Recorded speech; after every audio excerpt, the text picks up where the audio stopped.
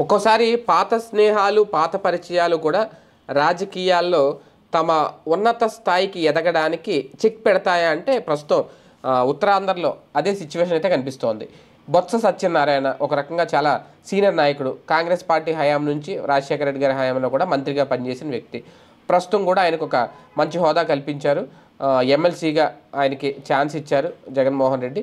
కొనసాగుతున్నారు. ఈ నేపథ్యంలోనే అదే నియోజకవర్గానికి సంబంధించిన మరో వ్యక్తి ప్రస్తుతం అక్కడ తెలుగుదేశం పార్టీ నుంచి కొండపల్లి శ్రీనివాస్ ఎవరైతే ఉన్నారో ఆయన మంత్రిగా ఉన్నారు. అయితే త్వరలో ఆయన మంత్రి పదవి పోబోతోంది అనే ప్రచారం అయితే జరుగుతుంది. దీనికి కారణం ఎవరు అంటే బొత్స సత్యనారాయణతో గతంలో ఉన్న సత్సంబంధం కానివ్వండి, వీళ్ళిద్దరిని గురు శిష్యుల బంధం కూడా ఉందని అంటారంట ఒకప్పుడు.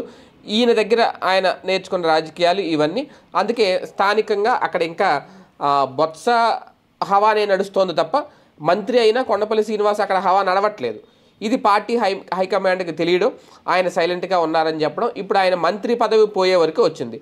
అయితే ఇప్పుడు మంత్రి పదవి పోతే ఎవరికి ఇస్తారు అనేది కూడా అక్కడ ఒక చర్చ. ఎందుకంటే ఆయన ప్రస్తుతం వైసీపీ ప్రాబల్యంగా ఉన్న జిల్లా కావడం, ఒక రకంగా కొండపల్లిని మారిస్తే కానీ, కొండపల్లి శ్రీనివాసుని మారిస్తే కానీ అక్కడ మళ్ళీ అవకాశం రాదు తెలుగుదేశం పార్టీకి. ఇలాగే ఉంటే భవిష్యత్తులో ప్రమాదమని గ్రహించి ఇప్పుడు ఆయన మార్చబోతున్నారు అనేది. అయితే ఇక్కడ కిమిడి కళా వెంకట్రావు ఎవరైతే ఉన్నారో ఆయనకి దక్కబోతోంది అనేది కూడా ఒక చర్చ అయితే నడుస్తోంది మంత్రి పదవి. ఎందుకంటే ఇప్పటికే పల్లా శ్రీనివాస్కి, నాగబాబుకి ఇద్దరికి ఇవ్వబోతున్నారు మంత్రి పదవులు అని ప్రచారం జరుగుతున్న నేపథ్యంలో పల్లా శ్రీనివాస్కి ఇస్తారా లేదనేది ఇంకా, అంటే ఆయన హామీ ఇచ్చారు బాబు గారు అనేది.